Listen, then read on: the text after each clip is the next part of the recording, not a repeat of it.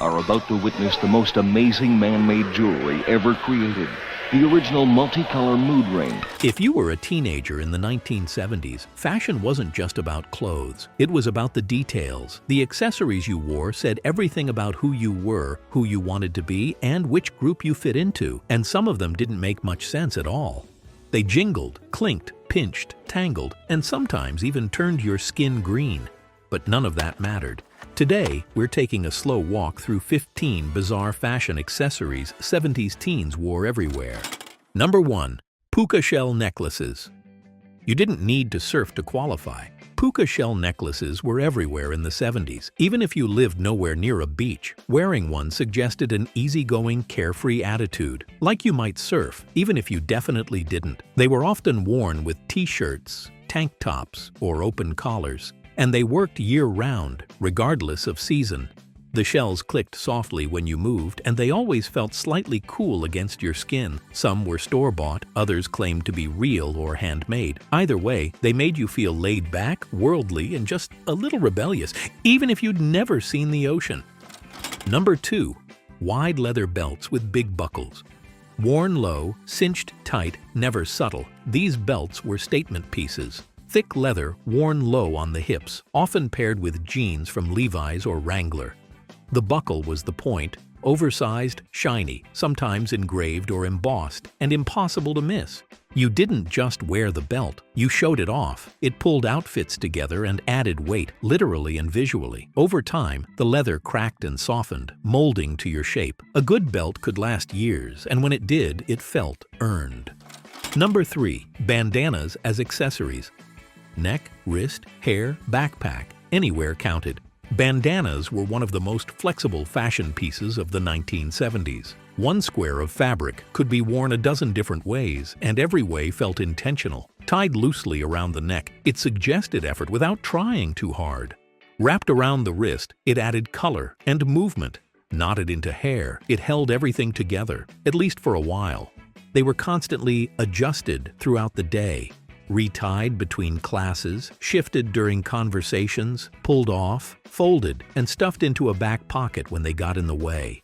Some teens had a favorite one that faded over time, the edges fraying just enough to feel broken in. Others collected different colors, switching them out depending on mood or outfit. Bandanas felt casual, but they were never accidental. They added personality in a way that felt natural and unforced. Even when the rest of the outfit was simple, a bandana could change the entire look. And in the 70s, that kind of flexibility made it essential. Number 4. Mood rings. You are about to witness the most amazing man-made jewelry ever created. The original multicolor mood ring. This is the ring that senses your deepest feelings. Scientifically developed, the incredible chroma stone senses thermal changes deep within your body. Your emotions, allegedly, on full display. Mood rings promised something no accessory ever had before. Insight into how you were feeling without having to say a word. The stone shifted colors based on temperature, but everyone treated those colors like emotional truth. Blue meant calm. Green meant relaxed. Black meant stressed. Every shade carried meaning. Teens checked them constantly, especially during class, conversations, or moments of uncertainty. Friends compared colors, asked what they meant, and debated whether the ring was right. If the color changed, suddenly, it became a conversation. It felt scientific and magical at the same time. Whether they actually measured emotions didn't matter. Mood rings gave teens permission to pay attention to how they felt and to share it, even quietly. They were part fashion, part experiment, and completely unforgettable. Number 5. Friendship. Pins and button packs. Tiny metal personality traits. Buttons were small, but they spoke loudly. Smiley faces, slogans, peace signs, band logos. Each one represented a belief, a joke, or an identity. Teens pinned them to jackets, backpacks, and shirts, often clustering them together.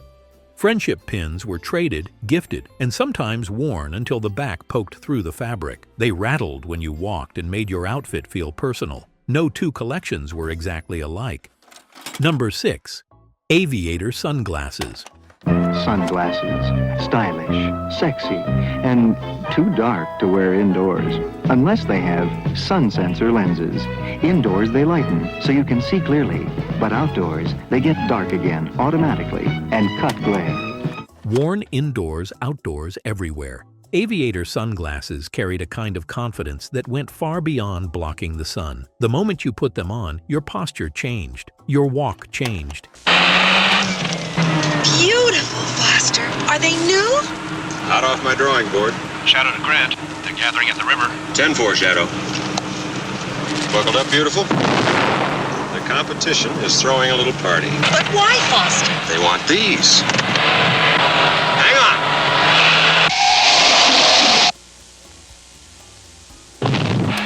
Even if you felt awkward inside, the glasses did the talking for you. With their thin metal frames and slightly oversized lenses, they made teenagers feel older, cooler, and more in control. They were worn everywhere, walking between classes, hanging out after school, leaning against lockers, riding in cars with the windows down. And yes, sometimes they were worn indoors, pushed slightly down the nose, or perched on top of the head, just in case someone needed to see you in them. The mirrored lenses added mystery. People couldn't quite tell where you were looking, and that alone felt powerful. Oh, hey, how will I know you? Long blonde hair, sunglasses. Terrific, Gloria. I'll see you at 6. New Haven train number Gloria? 77 from Springfield. Gloria? Now arriving at 30. Brands like Ray-Ban and American Optical were the gold standard, but even knockoffs carried the same energy. The glasses smudged easily, bent at the arms, and were constantly being cleaned on shirt hems. Still, they stayed on. Aviators weren't just sunglasses, they were armor, a way to feel confident while figuring everything else out.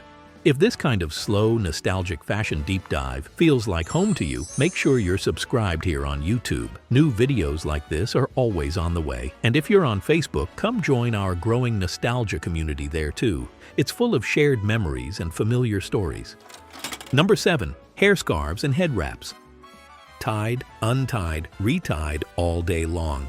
Hair scarves were endlessly adjustable, wrapped around ponytails, tied into bows, worn as headbands, or used to tame flyaways. They moved constantly throughout the day. They added softness, color, and motion. Sometimes they stayed put, sometimes they didn't. Either way, they were as much about expression as practicality. Number 8. Leather wristbands and cuffs.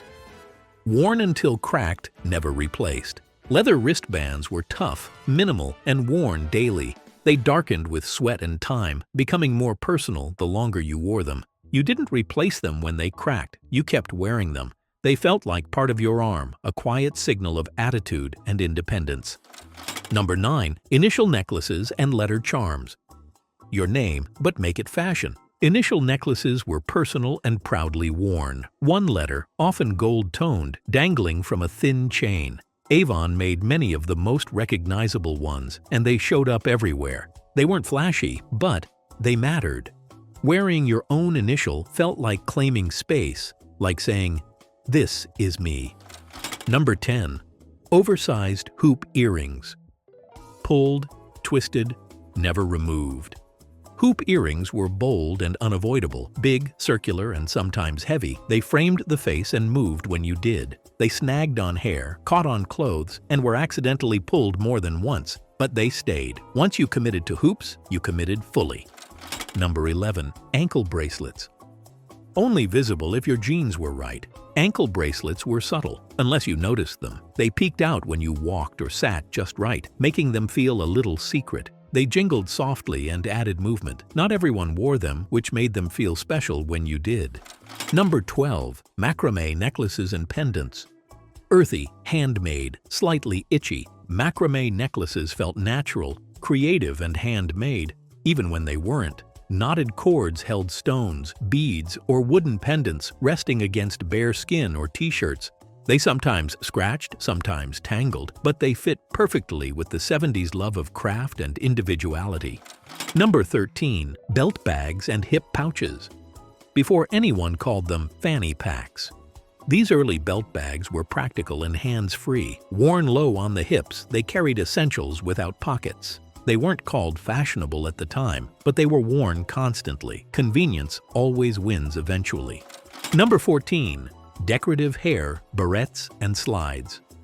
Snapped shut with authority. Hair barrettes made a sound when they closed. Sharp, final, satisfying. Brands like Goody filled drawers everywhere. They held bangs back, pinned sections in place, and doubled as decoration. Some were plain, some sparkled. All of them meant business.